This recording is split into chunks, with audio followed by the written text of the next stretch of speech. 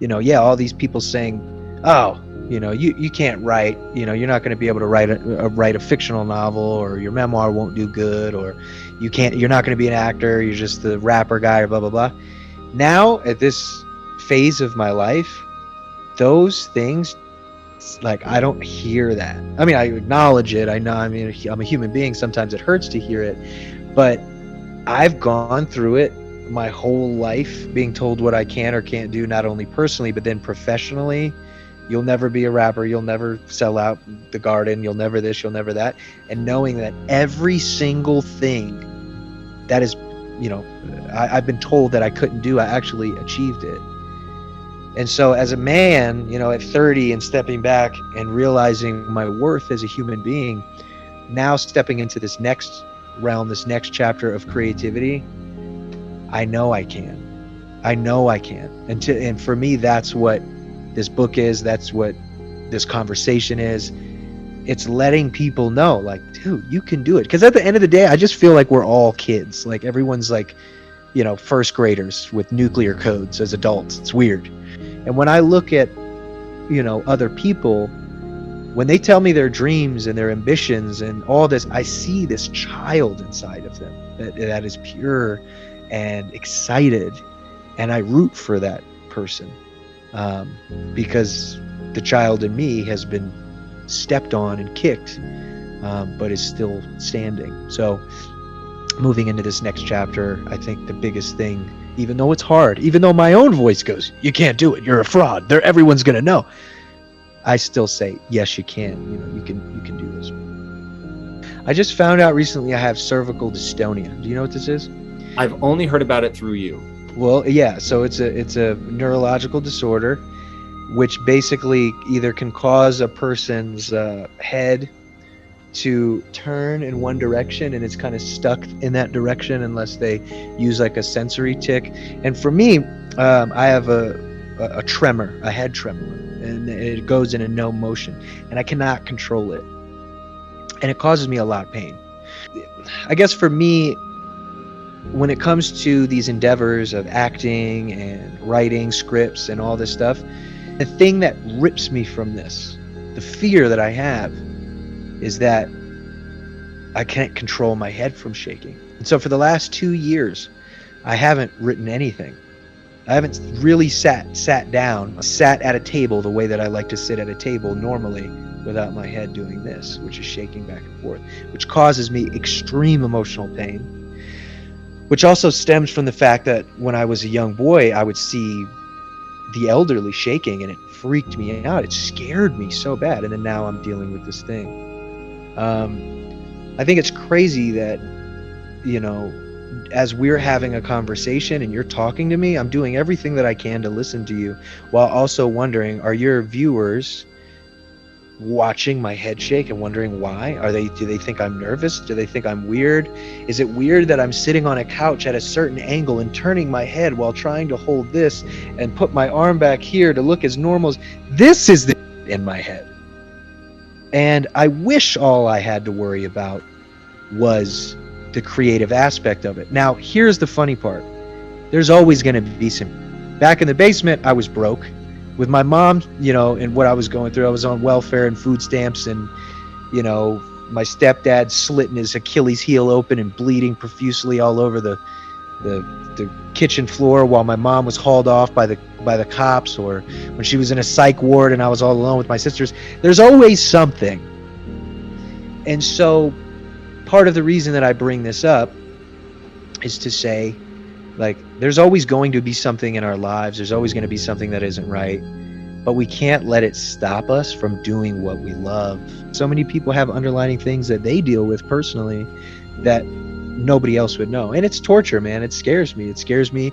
What if I've given this to my son? What if it becomes extremely debilitating and I become a burden to my wife and my family? But at the same time, YOLO. I have to focus on the present. I have to look back on what I wish I could have been focusing on in the basement. What I have right now is my health. I am able to sit and have a conversation, and most people don't really notice it. And I will be damned if I allow it to stop me from writing or doing these things just because it's like someone's poking you 24/7. You got to live with it. Adaptation. It's one of our, mankind's greatest features, I believe. So, I had so many people telling me what I was or what I wasn't, or that I was trying to be this or that I was trying to be that. And I was just always just trying to be myself. Sure, I've tried to rap like Kendrick Lamar and J. Cole because I think that they rap really cool. So maybe I'll try a cadence like them. I wasn't trying to be them. You know what I mean? But you could say the same thing for Tribe Called Quest, for, Nas and Jay-Z and Kanye West. Like, these are guys that I look up to. And for me, it's funny that if you're not to go on another tangent, but you can't be a fan of a contemporary artist. Like, it's just, no. It's, in a way, they're your enemy, but they're your brother. They're your competition, and it's like, no, dude. If Kendrick Lamar has a really cool beat, I'm gonna be like, Six, let's make a beat like that, and I want to do it in a completely different way. Realizing that that's okay.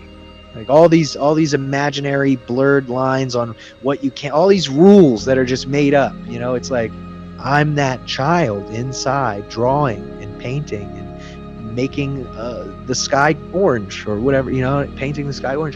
And so with that, looking in the mirror now, older, I've realized everyone's full of nobody knows what they're talking about.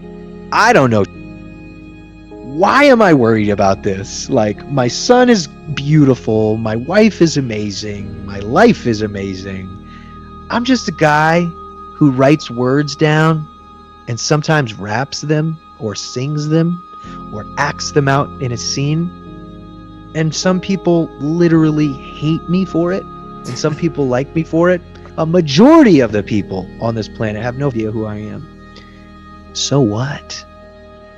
Before honestly really moving on to anything else in your life as far as any passion. So if we're talking about music, let's use that as an example. But at the end of the day, we're talking about creativity. We're talking about life. We're talking about dreams and goals, right? So utterly commit yourself to this one thing before moving on. So I've been doing music for 17 years, and it's only now that I am moving on to film and different things like that, while still doing music because I love it, because I'm an addict. And what I would say is, like, make it your everything. And I'm still a student. I think I know a lot about hip hop and music in general, but it's like, dude, I'm still learning all the time. Ask questions, because it is better to ask a question and learn something. Everything. Like, literally make it your everything. I would wake up and think of raps and ideas. I would wake up and record. I mean, there was a point in time when I was doing 5 songs a day minimum. Oh. Minimum 5 songs a day.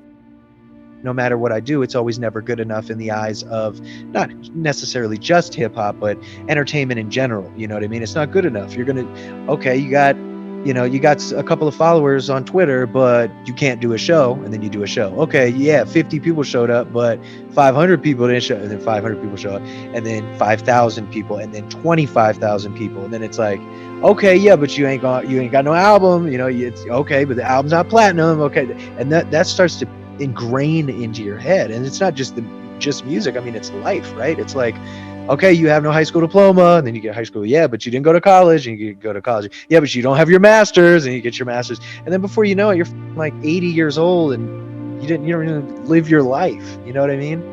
And I think I'm really lucky to have discovered that at a young age. Because 31 is young, but my life is a lot just slower now, because I've been able to look back while creating this book and realize that basically the goals I had as a young man and a musician and a creative person were bull.